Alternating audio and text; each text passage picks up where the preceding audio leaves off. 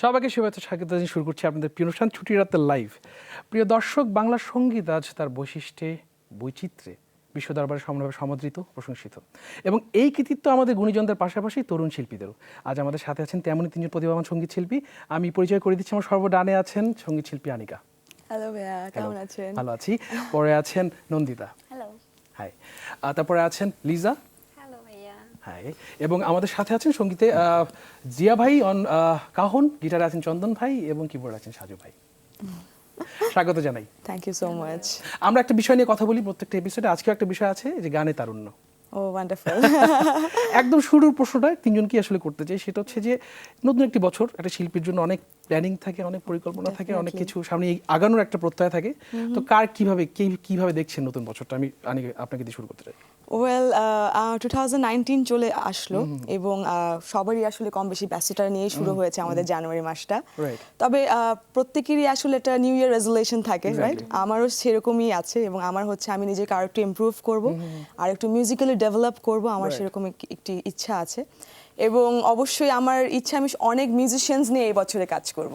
Right. অনেক অনেক প্রতিভাবান এবং যারা আসলে রিনোন অ্যান্ড ওয়েল নোন, আমি সবাইকে নিয়ে একটু একসাথে হয়ে কিছু নতুন প্রজেক্টস করার আমার এবারে সেটার একটু পূর্বাভাস আমরা অলরেডি পেয়েছি আসলে এই গত বছরের শেষের দিকে অনেকগুলো প্রজেক্টে আপনাকে দেখেছি, আপনার ফেসবুকে এবং অন্যান্য প্ল্যাটফর্মে। আমি একটু নন্দিতা আপনার কাছে একই প্রশ্ন রাখবো, নতুন বছর কি প্ল্যান নতুন করছেন? বছরে যেটা মিউজিক নিয়ে করার ইচ্ছে সেটা হচ্ছে যে অরিজিনালস গাইতে চাই নতুন করে, মানে নতুন গান, নিজের গান গাইতে চাই অবশ্যই, সেটা অবশ্যই ভালো গান হতে হবে, এবং অরিজিনালস নিয়ে পারফর্ম করা শুরু করতে চাই। কারণ আমি যে ধরনের গান করি আসলে মঞ্চে খুব বেশি এখনো মানুষ যে নতুন গান শুনতে চায় তা না, পুরনো শিল্পীদের গানই আসলে শুনতে চায় আমার কণ্ঠে। তো আমার ইচ্ছে আছে নতুন গান, নিজের গান নিয়ে পারফরমেন্স শুরু করা। Right. Liza, it's your turn.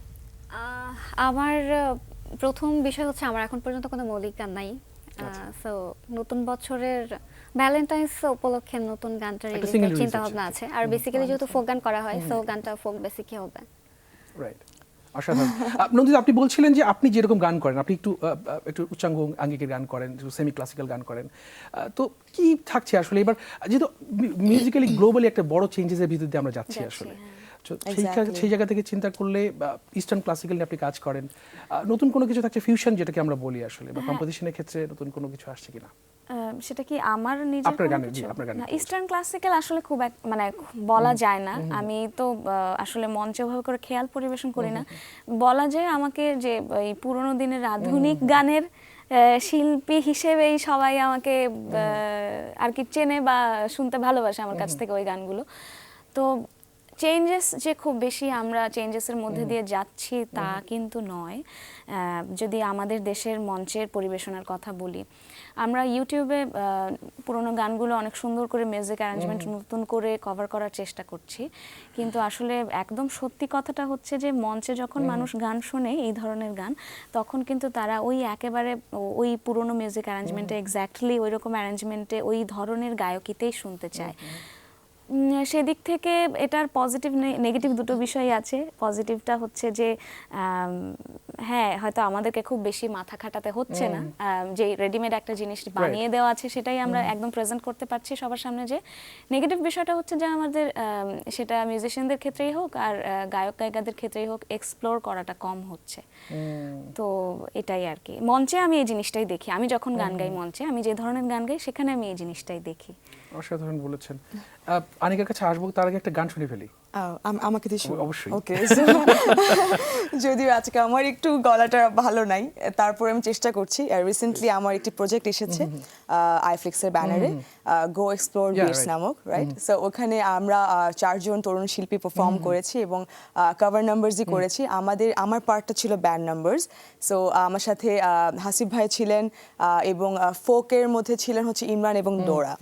So আমি 3টি গান করেছি, উদাসী বাই ফিডব্যাক, হৃদয় কাদামাটি বাই রেনেসা, অ্যান্ড হচ্ছে বাজি বাই দলছুট। সো পুরো অ্যারেঞ্জমেন্টে বাপ্পাদা করেছে এবং টু বি ভেরি অনেস্ট, এটা আমার জন্য একটা মজার একটা এক্সপিরিয়েন্স ছিল। কারণ বাপ্পাদা, আমি যখন যে প্ল্যাটফর্ম থেকে এসেছি পাওয়ার ভয়েস, ওখানে উনি যাচ্ছিলেন। সো ওনার স্টুডিওতে গিয়ে গান করতে পারার বিষয়টা আমার জন্য আসলে অনেক মানে তাহলে কি অনেক আমরা এখন অনেক বাজিটা শুনবো? ভালো ছিল ডেফিনেটলি যেহেতু একদমই নিউলি রিলিজ খুব ভালো লেগেছে শুনে আমি জানি না তো আপনি তো কতটুকু সুন্দর করে clear। হারমোনাইজ করছিলেন, সো হ্যাঁ আপনি প্লিজ করতে প্লিজ পারেন। এভরিওয়ান আমি এটা জাস্ট একটা টোটালি একটা Right. ফ্যামিলি শোই Sure, বলা sure, চলে sure. সো আমরা সবাই একসাথে একটু গাইবো সো লেটস গো হেভি গো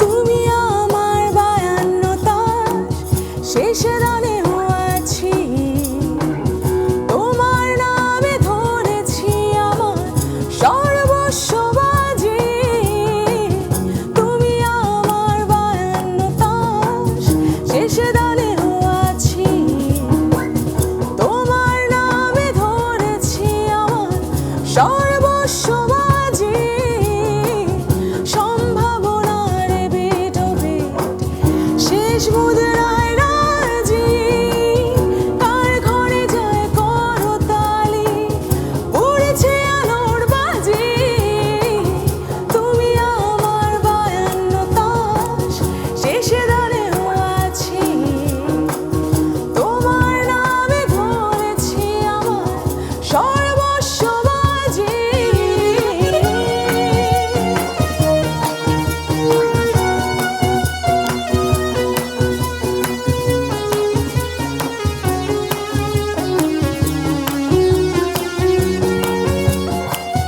কার ঘরে দান ছুটছে ঘোড়া দেখো ওই উল্লাসের গ্যালারি পড়েছে ফেটে চিৎকার মঞ্জুয়ারির বাড়ি বাসার দান ঝাঁকে না ঘুরে কালকে না হয় আজি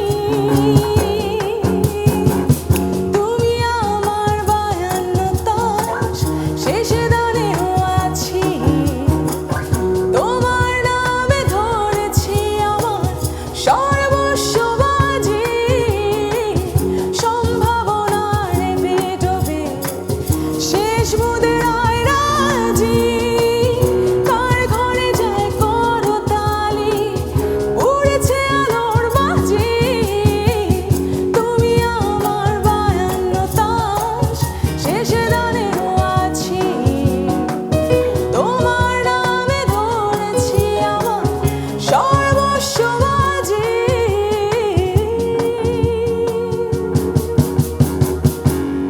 থ্যাংক ইউ অসাধারণ, অসাধারণ। রিয়েলি যেটা জানতে চাচ্ছিলাম আসলে গানটা শোনার আগে, সেটা হচ্ছে কাভার সং এর কথা বলছিলেন, আপনিও বলছিলেন, নন্দিতাও বলছিল। এই কাভার সং এর ব্যাপারে একটু জানবো যে আমরা সবাই কাভার করছি এখন এখন একটা ট্রেন্ড বলা যায় যে সবাই কাভার সং করছে, আমিও নিজেও করছি। আপনার কাছে মনে হয় না যে কাভার সংটা আসলে একটা রিকগনিশন তৈরি করে ফেলবে কাভার সং আর্টিস্ট হিসেবে, অথবা সেটা পরে মৌলিক গান করার ক্ষেত্রে একটা নেগেটিভ ইম্প্যাক্ট পড়তে পারে? What do you think about ইট?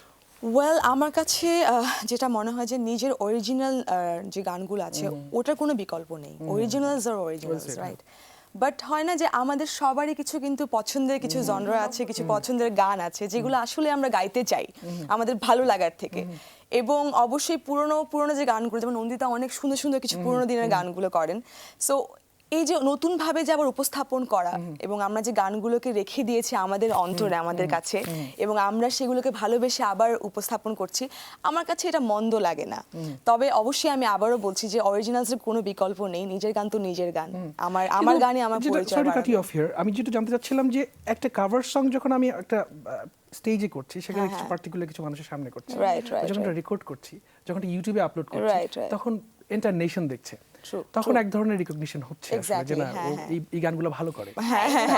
এরকমও তো হয় যে হয়তো মূল গানটার থেকে কভার যে ভার্সনটা সেটাই অনেক পপুলার হয়ে যায় হ্যাঁ লোকজন পছন্দ করছে এটাও কিন্তু হয় রাইট বাট এটাও আসলে নিজেকে একটু এক্সপ্লোর করা যে না আমরা অনেক রকমের গানই ট্রাই করছি, রাইট? রাইট, আরেকটা গান শুনে ফেলবো কিনা লিজার কাছ থেকে, তারপরে প্রসঙ্গে ফিরছি আবার। আচ্ছা, আপু তো গান করলো, আমি বেসিক্যালি ফোক গান করি, জি। সো আমি আমার কমফোর্ট জোনের গানই করছি, ফোক Sure, গাইছি। sure. কলিজাতে শেকড়ের গান করছেন আসলে।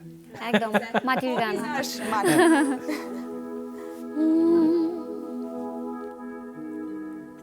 কলিজাতে দাগ লেগেছে, কলিজাতে গো,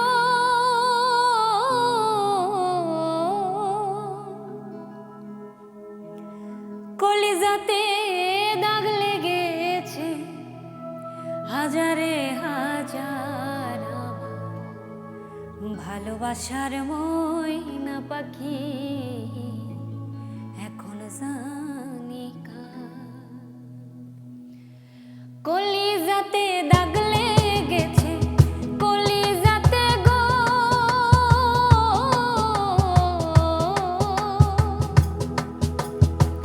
কলিজাতে দাগ লেগেছে, হাজারে হাজার ভালোবাসার ময়না পাখি এখন জানি কার আমার ভালোবাসার ময়না পাখি এখন জানি কার।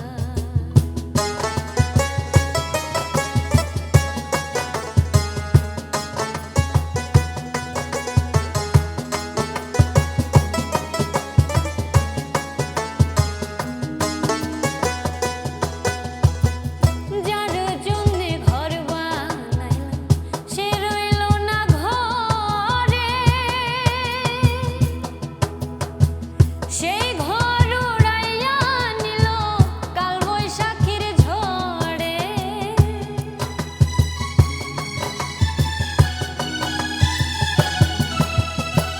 যার জন্যে ঘর বানাইলাম সে রইল না ঘরে, সেই ঘর উড়াইয়া নিল কাল বৈশাখীর ঝড়ে। প্রাণটাই আমার ছটফট করে, প্রাণটাই আমার গো,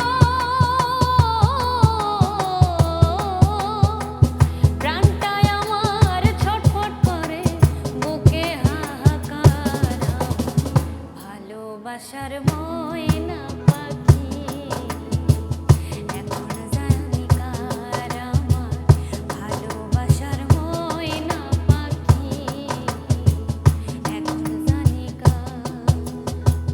কলিজাতে দাগ লেগেছে, কলিজাতে গো,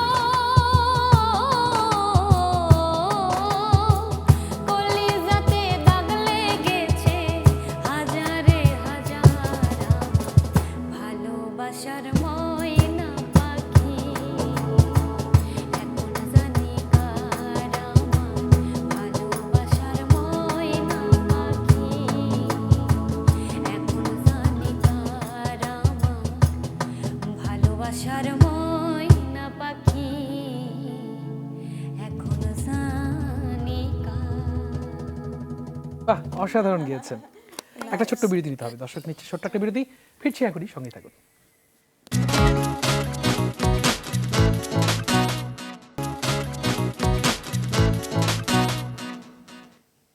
দর্শক, আবারও ফিরে এলাম আপনাদের প্রিয় অনুষ্ঠান ছুটির রাতের লাইভে। নন্দিতা, আপনার গান গাবার পালা এবার, সো একটা গান শুনে ফেলি, তারপরে কথা বলছি। হ্যাঁ, কোনটা শুনছি? এবারে আমি হালদা চলচ্চিত্রে গত Yes, বছর গত বছরের আগের বছর একটা গান করেছিলাম পিন্টুদার সঙ্গে, নোনা জল। এটা আমারও খুব প্রিয় একটা গান এবং লাকিলি এটা দর্শকরাও খুব হ্যাঁ, পছন্দ আমাদেরও করেছে। খুব পছন্দের এই একটি গান। গানটাই এবারে করছি।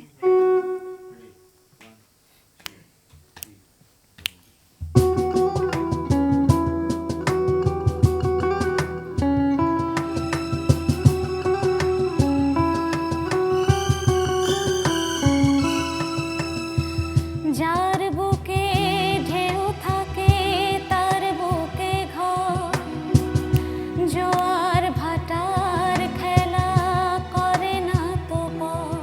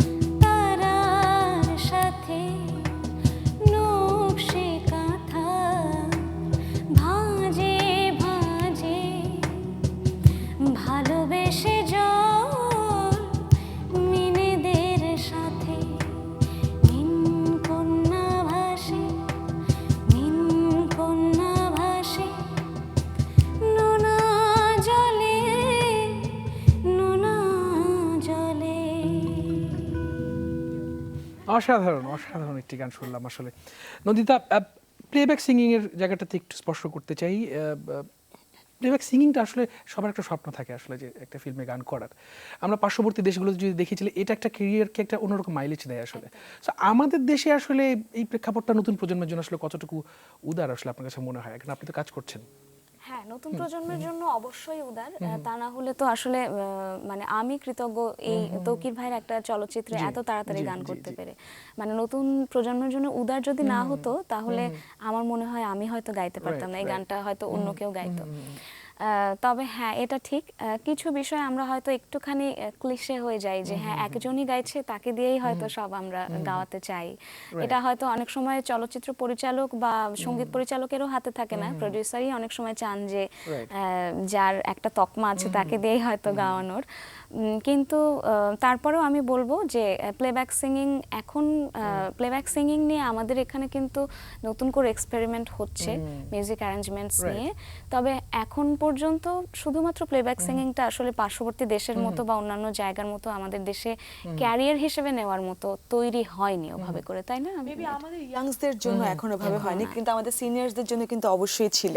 সেটা একটা গোল্ডেন টাইমে ছিল, তখন কিন্তু আসলে মুভির গানগুলো দিয়ে কিন্তু মানে ওনারা পরিচিতি পেয়েছিলেন, এবং যখন ওনারা স্টেজে যেতেন পারফর্ম করতেন, ওনারা কিন্তু মুভির গানগুলোই গাইতেন। সো এখন যেটা হচ্ছে যে উনি যেটা বললেন যে একজনকে ঘিরে বা দুজনকে ঘিরেই সব গানগুলি সবসময় হয়ে থাকে। তবে যদি নতুনদেরকেও সুযোগ করে দেওয়া হয়, তাহলে আমরাও চেষ্টা করব আমরা আমাদের কিছু নতুন। ফিল্মের কিন্তু ইন্ডাস্ট্রি অনেক চেঞ্জ হয়েছে আসলে। এখন পিকচারাইজেশন বলেন না, যেটাই বলেন সবকিছু গল্পের ক্ষেত্রে চেঞ্জেস এসেছে, অনেক কিছু চেঞ্জ। যেটা জানবো সেটা হচ্ছে যে আপনারা তিনজনই রিয়েলিটি শো থেকে এসেছেন আসলে। আপনি বাংলাদেশ থেকে এসেছেন, নন্দিতা বাংলাদেশ আইডল থেকে এসেছে, এবং এমপিএল থেকে এসেছেন হচ্ছে লিজা। তো এই ব্যাপারে একটা প্রশ্ন আছে যে একটা রিয়েলিটি শো আসলে একজন সঙ্গীত শিল্পীকে কতটুকু মাইলেজ দেয় বা কতটুকু সহায়ক হয় তার ক্যারিয়ারে আসলে? আপনি কতটুকু শিখেছেন বা কতটুকু লাভবান হয়েছেন আসলে এই জায়গাটা থেকে? ডেফিনেটলি পলাশ ভাই, রিয়েলিটি শো আমাদেরকে অনেক কিছুই দিয়েছে, আমাদেরকে একটা পরিচিতি দিয়েছে, এবং এটা আমাদের জন্য অনেক বড় একটি প্ল্যাটফর্ম। যদিও বা এখনকার সময় আসলে প্ল্যাটফর্মগুলো অনেক বেশি ছড়িয়ে গিয়েছে। আমরা চাইলেই যারা আসলে খুব ট্যালেন্টেড, যারা ইয়াংসরা আছেন, চেষ্টা করলে অনেকগুলো সোশ্যাল মিডিয়াতে অনেক there is lot of platforms. But আমরা 2012-এ যখন ছিলাম, তখন কিন্তু সোশ্যাল মিডিয়ার এই মাধ্যমগুলো এত বেশি পপুলার ছিল না। সো তখনকার সময় তখনও লোকজন টেলিভিশন দেখছিলেন, এবং তখন আমরা বিভিন্ন রিয়েলিটি শোতে ছিলাম। সো এখানে একটা বিষয় আছে, সেটা হচ্ছে যে ওই যে গ্রুমিং এর যে টাইমটা, আমরা যে সময়টা পেয়েছি, অবশ্যই ওখানে অনেক কিছু শিক্ষণীয় ছিল। কারণ আমি একদমই আনকোরা ছিলাম, কারণ আমি কখনোই গানের সাথে রিলেটেড ছিলাম না। সো আমার জন্য এটা আসলে একটা অনেক বড় জায়গা ছিল, শিখার অনেক বড় জায়গা ছিল। ইনফ্যাক্ট আমি এখনো শিখছি, আমার এখনো হয়তো বা শেখাটা শেষ হয়নি। শেখাটা তো আসলে কখনো শেষ হয় না, রাইট, বিকজ আমরা জাস্ট আমাদের ক্যারিয়ারটা জাস্ট স্টার্ট করেছি। We did nothing yet. Very well said. ঠিক একই প্রশ্ন একটা লিজার কাছে রাখবো যে এমপিএল আসলে নামটা একেবারে ইউনিক আসলে। মিউজিক আচ্ছা, MPL Premier League, full meaning হচ্ছে মিউজিক্যাল প্রিমিয়ার লিগ। এটা মূলত ডিভিশনাল ওয়াইজ হয়েছে সারা বাংলাদেশ এটা তো থেকে। টিপিক্যাল যে রিয়েলিটি শো হ্যাঁ, একটু সেরকম না, ডিফারেন্ট টাইপের হচ্ছে। গ্রুপ ভাগ ছিল হ্যাঁ, একদম 8টা ডিভিশন থেকে মোট প্রত্যেকটা টিমে আমরা 4 জন করেছিলাম, সেরা 4 আর কি। সো 32 জন ছিলাম আমরা সারা বাংলাদেশ থেকে। কাইন্ড অফ বিপিএল এর মতো বোধহয় হ্যাঁ, একটা like ব্যাপার। নাইস। আরেকটা গান শুনবো Anika, it's your turn. Okay so এখন একটু মনটা খারাপ করব সবার, সেটা হচ্ছে আমরা আমাদের গানের জগতে, আমরা আসলে ওনার গান শুনেই আমরা মিউজিকে এসেছি, স্যার আয়ুব বাচ্চু। উনি আমাদের মাঝে নেই, তবে ওনার গানগুলো আছে, এবং হয়তো অনেকে ফিমেল ভোকালে ওনার গানগুলো ওভাবে করে অ্যাকসেপ্ট করতে চায় না। বাট হয় না যে আমি কিছু প্রোগ্রামের শুরুতে আগে বলেছিলাম যে আমাদেরও কিছু ভালো লাগা আছে, না গানের তো আসলে কোনো জেনারেশন মানে কোনো জেনারেশন এবং কোনোভাবে কোনো বর্ডারসও নেই। এক্স্যাক্টলি। সো আমি খুবই পছন্দ করি আয়ুব বাচ্চু স্যারকে, আমরা সবাই করি আসলে, and we miss him a lot. Yeah, we are. So ওনার একটি খুবই পপুলার নাম্বার আমি করছি, আশা করি। আমি জাস্ট এইটাই রিকোয়েস্ট করবো যে গানটা আমি একাই গাইতে চাই না, আমি চাই যে এখানে যারা আছেন সবাই একসাথে হ্যাঁ, গাই, এবং আমাদের television set এর সামনে যারা যারা আছেন আছেন সবাই তারাও একসাথে সেটাই। গাই। লেটস গো।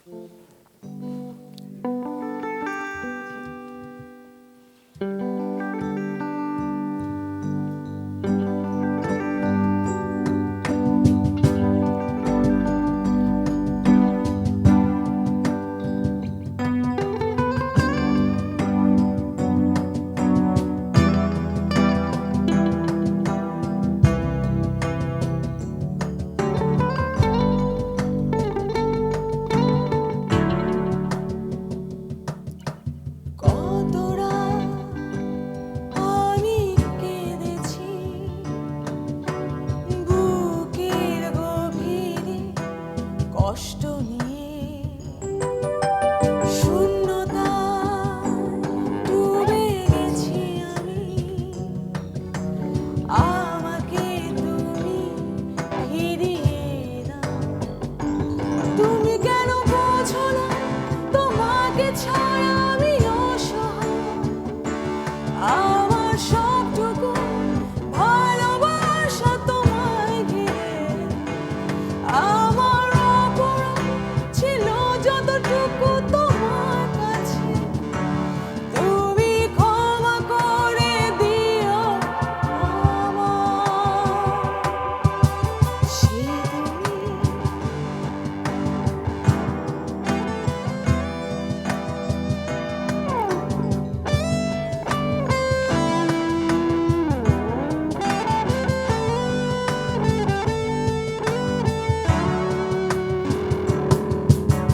সেই তুমি কেন এত অচেনা হলে। সেই আমি কেন তোমাকে দুঃখ দিলে। কেমন করে এত অচেনা হলে তুমি। কিভাবে এত বদলে গেছি আমি। ও বুকের সব কষ্ট দু হাতে সরিয়ে সবাই গায়। চলো বদলে যাও। তুমি কেন বোঝো না তোমাকে ছাড়া আমি অসহায়। আমার সবটুকু ভালোবাসা তোমায় ঘিরে। আমার অপরাধ ছিল যতটুকু তোমার কাছে। তুমি ক্ষমা করে দিও আমার। তুমি ক্ষমা করে দিও আমার। তুমি ক্ষমা করে দিও আমার। তুমি ক্ষমা করে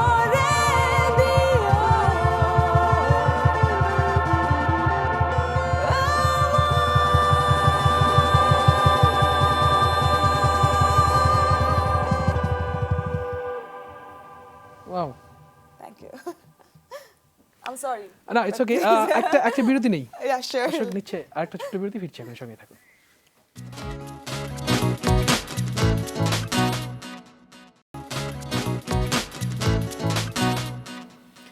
ইয়া দর্শক, আবারও ফিরে এলাম আপনাদের প্রিয় অনুষ্ঠান ছুটি রাতের লাইভে। লিজা, একটা গান শুনে ফেলে আপনার কাছ থেকে, আচ্ছা কোনটা শুনছি?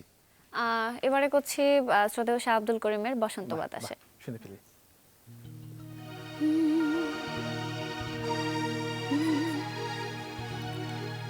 বন্ধুর বাড়ির ফুলের গন্ধ, বন্ধুর বাড়ির ফুলের গন্ধ আমার বাড়ি আসে সইগ। বসন্ত বাতাসে সইগ, বসন্ত বাতাসে।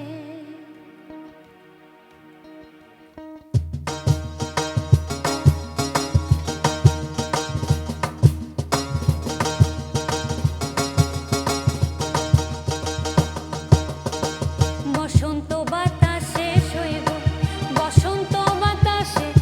আরে বসন্ত বাতাসে সইব, বসন্ত বাতাসে। বন্ধুর বাড়ির ফুলের গন্ধ, বন্ধুর বাড়ির ফুল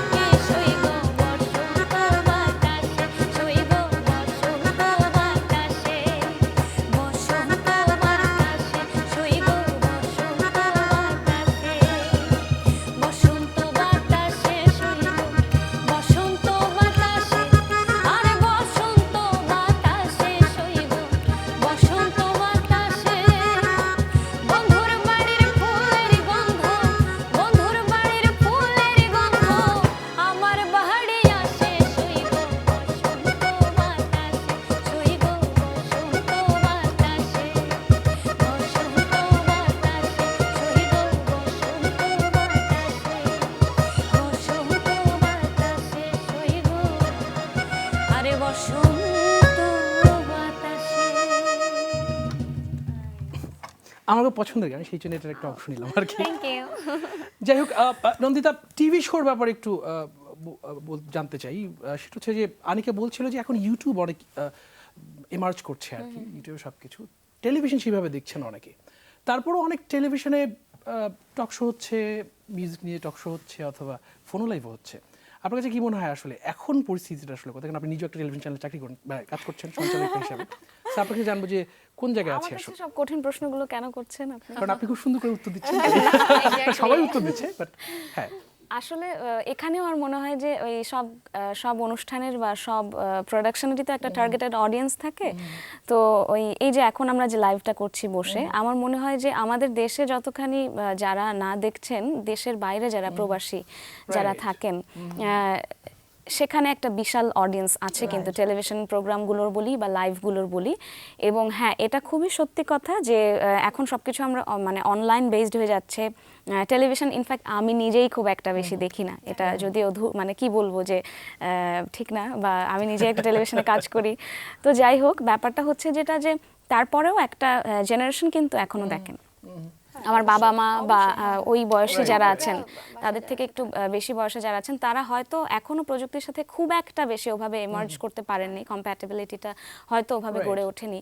সেজন্যই তারা টেলিভিশনটা কিন্তু এখনো দেখেন, এবং সেজন্য আমরা একদম কৃতজ্ঞ তাদের কাছে যে আসলে টেলিভিশনে আমরা শো করছি, গান গাইছি, রাত জেগে কথা বলছি, সেই কথাগুলো তারা শুনছেন।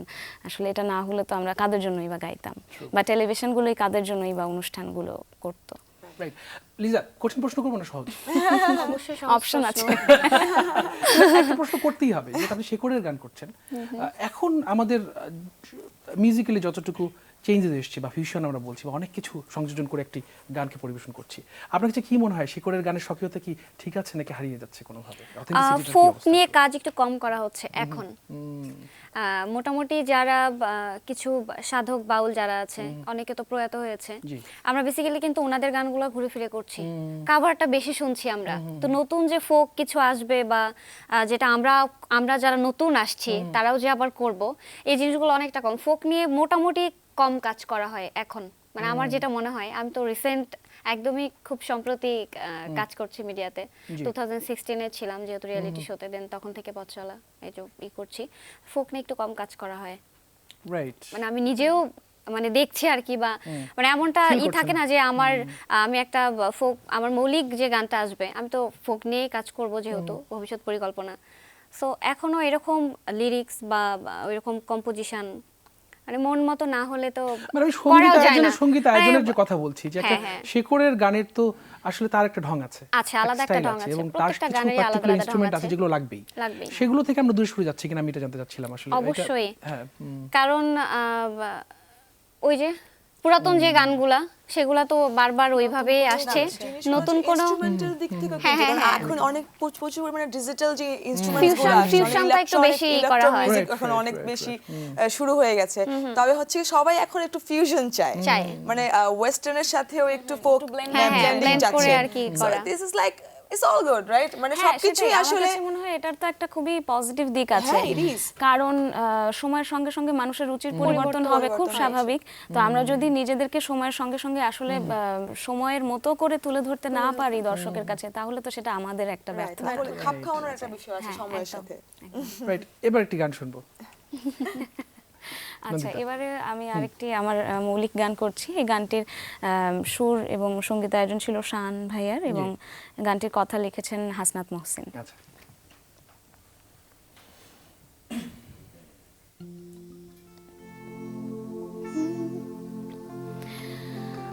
তোমার জন্য মুঠো আকাশ, তোমার জন্য তোমার জন্য মুঠো বৃষ্টি, সবুজ নাবিল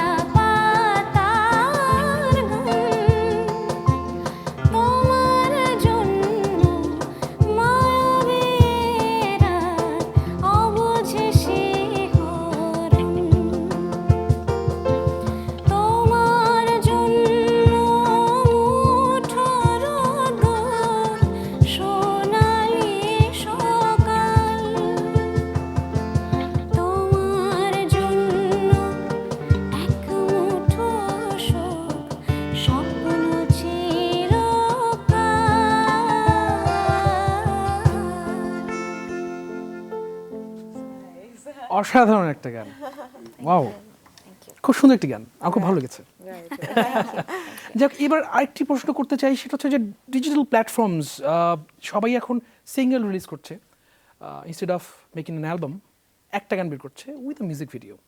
দুটো প্রশ্ন আসলে একে অপরের সাথে জড়িত, মিউজিক ভিডিও এবং দ্য সিঙ্গেল রিলিজ। আর কি আমি যেটা প্রশ্ন করতে চাই যে আসলে কোনটা নিয়ে মানুষ চিন্তা করছে এখন বেশি, মিউজিক ভিডিওটা নাকি সিঙ্গেলটা আসলে?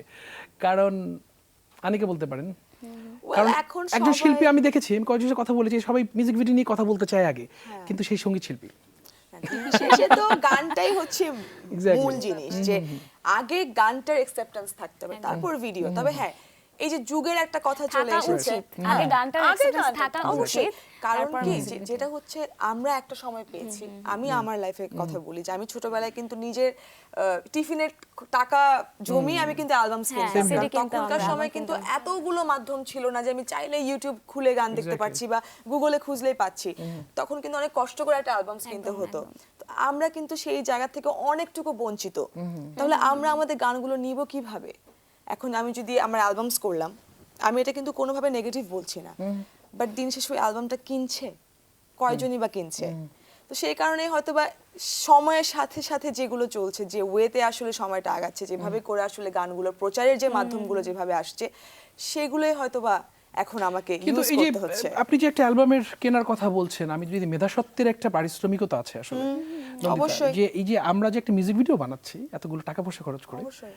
সেখান থেকে আমরা কতটুকু রেভিনিউ জেনারেট করছি বা কি, এই জায়গার ব্যাপারটা কি চিন্তা এখন করছেন? জিনিসটা হয়ে গেছে কি, এখন টোটালি কিন্তু ওন ইনভেস্টমেন্টের একটা বিষয় চলে এসছে। আমি জানি না, আমরা কিন্তু স্পন্সরদের ক্ষেত্রে হয় না যে অনেকগুলো যে এখানে মাধ্যমগুলো আমার ওই আছে, সেই হ্যাঁ, কথাটাই চলে right, আসে যে আমরা সেই sponsors গুলোকে এখনো পাচ্ছি হয়তো না। আমাদের মানে ক্ষমা প্রার্থী আমি আগেই বলার জন্য এটা সবার কাছ থেকে, যে গায়ে খুব একটা ওভাবে তকমা লাগেনি, এবং ওই প্লেব্যাকের ক্ষেত্রে যে কথাটা আমি বলছিলাম, ইনভেস্ট যারা করবেন তারাও হয়তো তাদের জন্যই করতে চান, খুব একটা বেশি যে তারা নতুন শিল্পীদের উপর আস্থা রাখতে পারেন তা কিন্তু নয়। তবে সেক্ষেত্রে একটা খুব ইতিবাচক দিক হচ্ছে যে নতুন কিছু প্রোডাকশন হাউস তারা আছে, হ্যাঁ। নতুনদেরকে সুযোগ সুযোগ করে করে দিচ্ছেন। দিচ্ছে, which is absolutely হ্যাঁ, right. তো যে মানে সব আশার কথাই আমরা আসলে বলতে চাই, এটাই তো। কিন্তু এই যে ফ্রাস্ট্রেশনটা তো অনেক আগে থেকেই ছিল, যে একটা মিউজিক লেবেল অথবা টাকা পয়সা কিভাবে পাবো বা বিক্রি বাট্টা কিভাবে না, হবে, টাকা পয়সার যে এখন ব্যাপারটা, সেই frustration অ্যালবামের আছে। কথাটা তো আমরা এখন আশা ছেড়েই দিয়েছি। আর তাহলে একজন ওই- শিল্পী যে আসলে পার্সিউ করতে চায় তার ক্যারিয়ারটাকে সঙ্গীতে, একজন সে কিভাবে চিন্তা করবে, তাহলে সে এখন আমার কিভাবে মনে আগাতে হয় যে পারে? আসলে শুধু আমাদের দেশকেন্দ্রিক চিন্তা করার সময়টা অনেক এখন, আগে চলে গেছে। হ্যাঁ, এখন আন্তর্জাতিকভাবে আমাদেরকে চিন্তা চিন্তা করতে করতে হবে, আমাদের নিজেদেরকে ওভাবে ডেভেলপ করতে হবে, আমাদের আইডিয়াস ওভাবে ডেভেলপ করতে হবে। সিঙ্গিং তো বটেই, এবং যদি ভিডিও মেকিং এর কথা বলি সেক্ষেত্রেও আমার মনে হয় যে আইডিয়াস অনেক ইম্পর্টেন্ট। এক্স্যাক্টলি, আরো অনেক বেশি ক্রিয়েটিভ হ্যাঁ। হতে হবে আমাদের কাজের ক্ষেত্রে, যাতে করে ওই যে বললাম, যাতে গন্ডিটা আমাদের দেশের মধ্যেই না থাকে, আমরা যাতে আমাদের গানগুলোকে একদম লিজা খুব ইন্টারন্যাশনালি। কম কথা বলছে হ্যাঁ, আমার লিজার মনে হয়। কাছে- আপুরা বলছে, আমি শুনছি, কারণ এর মধ্যে আমারও কিছু শেখার আছে বা একটা লিজা কিন্তু ধারণার আগেই ব্যাপার ফ্ল্যাগস আছে। আপ করে ফেলেছিল যে না, আমাকে প্রশ্ন খুব কম। তারপর আমি লিজাকে প্রশ্ন করবেন প্রশ্ন করি, না। লিজা আপনার কাছে যেটা জানতে চাই সেটা হচ্ছে যে যেহেতু শেকড়ে গান করছেন, লোকসঙ্গীত করছেন, ফোক মিউজিক করছেন, এখানে কিন্তু কম্পিটিশন অনেক বেশি। অনেক বেশি। অনেক আপনার প্ল্যানিংটা কি আসলে, কিভাবে নিজেকে এগোতে চান সামনে আসলে?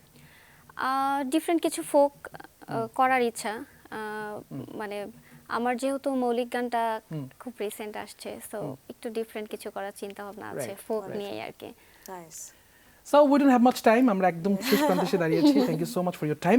শেষে যেতে যেতে একটা গান শুনবো, অবশ্যই। তার আগে আমি ছোট্ট করে বিদায় নিয়ে নিই। Definitely. দর্শক, এই ছিল আমাদের আজকের আয়োজন। আশা করছি আমাদের আয়োজন পছন্দ হয়েছে। সামনের সপ্তাহে দেখাবে নতুন কোনো আয়োজন নিয়ে। ভালো থাকুন, সুস্থ থাকুন।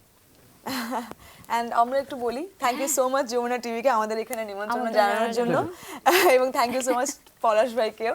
সো আমরা তিনজনই একটি খুব পপুলার নাম্বার দিয়ে আজকে আমাদের এই অনুষ্ঠান শেষ করবো। আশা করি আপনাদের সকলের ভালো আমরা একটু লাগবে। পুরোটা শোনার চেষ্টা করবো আর কি। রাজু ভাই, Ready. শুনে ফেলি। হ্যাঁ,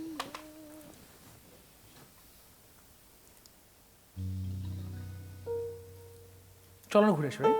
রাইট, সো ইউ হ্যাঁ, অলসো ক্যান জয়েন উইথ দেখি আমি গাবো কিনা চিন্তা করছি।